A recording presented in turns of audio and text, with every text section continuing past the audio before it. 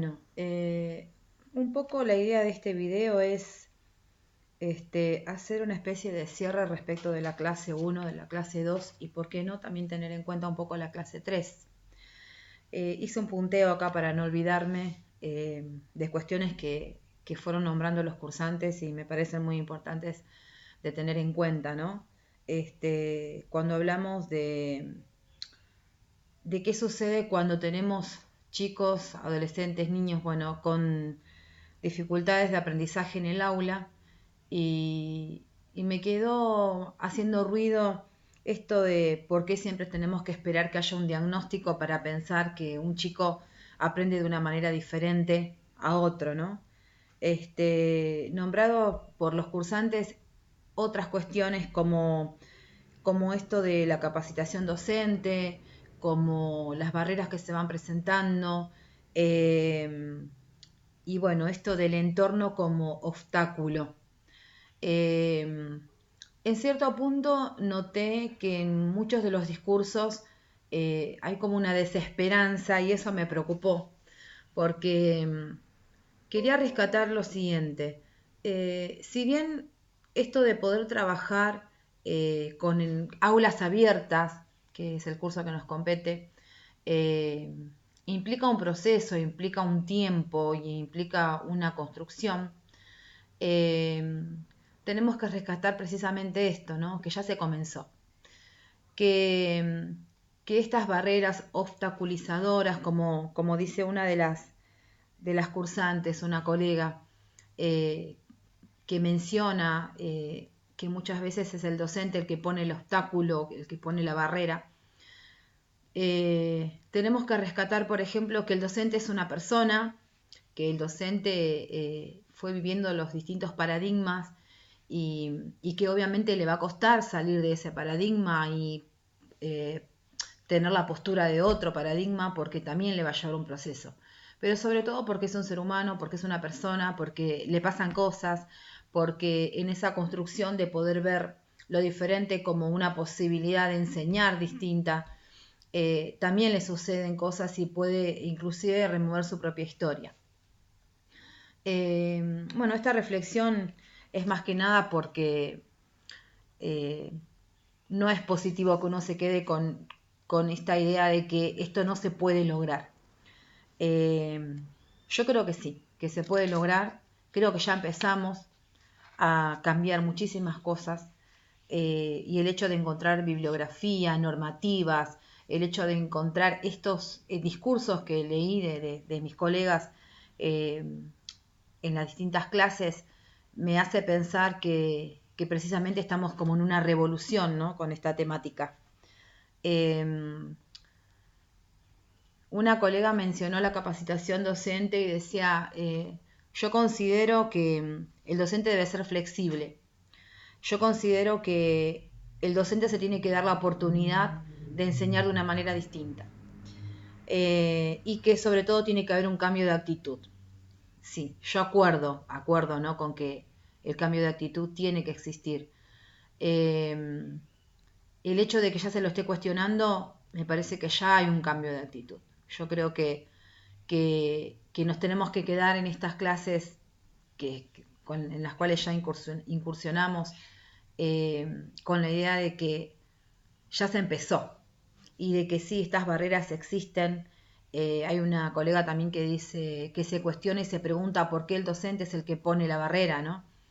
El docente es parte de todo, el docente es tan protagonista como ese niño, el docente es el que está frente a este grupo que cree que es homogéneo y prepara una clase con esa idea, ¿no? De lo que es igual, de que todos vamos a aprender al mismo ritmo, de que todos vamos a ver el mismo contenido a la misma hora, de que todos nos vamos a sentar a escuchar. Bueno, cuando este docente está frente a una clase y se da cuenta que las cosas no son como había pensado, seguramente va a necesitar este tiempo de reflexión, como decía esta colega, este tiempo de pensar en la flexibilidad, que es una palabra que, si bien se puede decir así como así, no es fácil de aplicar, porque ser flexible, uno se tiene que tener esta postura, ¿no? De la flexibilidad y hasta ponerse a pensar si en la vida es flexible, ¿Por qué debería hacerlo naturalmente dentro del aula? Entonces, bueno, es todo un aprendizaje, es todo un ida y vuelta, es pensar que si estamos hablando de barreras es porque ya las estamos reconociendo, que si estamos hablando de normativas es porque, bueno, muchas son las personas que están pensando en el cambio, y en esto de que también lo menciona otra colega, de todo el proceso lleva un tiempo.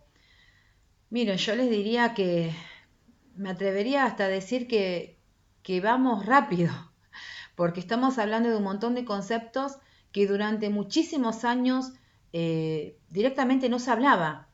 Hace muy poco yo tuve la oportunidad de hablar con una mamá, la mamá de un hombre grande, diría, ¿no? Porque ella es todo un hombre, tiene arriba de 30 años, y ella me decía que gran parte de su vida su hijo, por la discapacidad que presenta, estuvo más bien encerrado en su casa porque había hasta este halo de misterio de que ella había tenido un hijo que no era igual que el resto de los chicos del barrio, ¿no? Y la verdad es que si tenemos que pensar, en muy poco tiempo, esos chicos fueron saliendo de sus casas y están ocupando un espacio en la sociedad, dentro de una escuela, dentro de otras instituciones que no es la institución escuela formal, ¿no? Y bueno, quería decirlo porque me pareció importante, ¿no? Todo esto que decía, y voy a decir frases así como para dar un cierre, ¿no? Esto. Alguien dijo, las escuelas comunes no presentan estructura edilicia. Y sí, porque es toda una estructura que escuela a escuela se tiene que implementar y seguramente va a llevar un tiempo, pero también rescatamos que hay ya escuelas que tienen esta estructura y que estamos empezando, ¿no? Capacitación docente, sí. La capacitación docente es algo básico, es algo elemental, algo que se necesita constantemente porque te da la apertura de mente y te da la idea de poder compartir lo que vos pensás con lo que los otros piensan y tener distintas posturas. Darnos el tiempo de la capacitación, de poder escuchar, de participar de foros, de participar de charlas, de dialogar con otros colegas. Y acá quería rescatar algo que dijo otra colega, que es esto de aprender a trabajar en equipo. Que sí que es real, que a veces uno en la labor diaria siente que está trabajando solo, pero quizás no porque no haya otras personas que lo estén apoyando, sino porque está acostumbrado a trabajar solo y todavía no puede ver que si tiene una duda puede compartirla con un colega, puede compartirla con un superior, puede recibir sugerencias, ¿no? Y que no está obligado a hacer todo bien porque también se puede equivocar, porque también puede ir aprendiendo sobre la marcha e ir recuperando tiempos, ¿no? Eh, Otra frase, el entorno como factor discapacitante y obstaculizador. Sí, hay entornos que son así, ¿no? Pero también hay entornos que se están prestando al cambio y a pensar que todos los chicos tienen la posibilidad y la oportunidad de participar en el ámbito escolar de la misma manera, ¿no? Hablar de las configuraciones de apoyo, otra colega hablaba de las configuraciones de apoyo, es un tema realmente la configuración de apoyo en el sentido de que se piensa que, a ver, por dar un ejemplo, se trabaja con números y en lugar de trabajar hasta el 100 trabajamos hasta el 20. Entonces se confunde con esto de o bajar el nivel académico o no complejizar y nada más. Es como que sí, es un trabajo realizar las configuraciones de apoyo, pero también es un trabajo, vuelvo a lo mismo, de capacitarnos, ¿no? De saber qué es una configuración de apoyo, cuándo realmente estoy configurando cuando en lugar de trabajar hasta el 100 trabajo hasta el 20, o estoy viendo cómo llegar a ese 100 de alguna manera donde el alumno se sienta cómodo y sienta que puede transitar ese camino sin angustiarse, ¿no?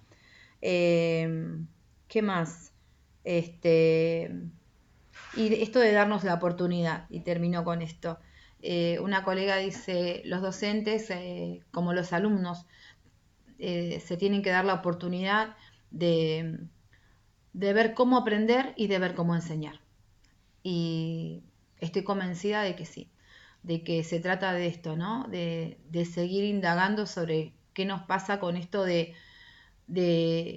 cuando tenemos alumnos que aprenden de una manera distinta a la que nosotros pensamos y qué nos pasa a nosotros como personas con lo que es distinto a lo que queremos.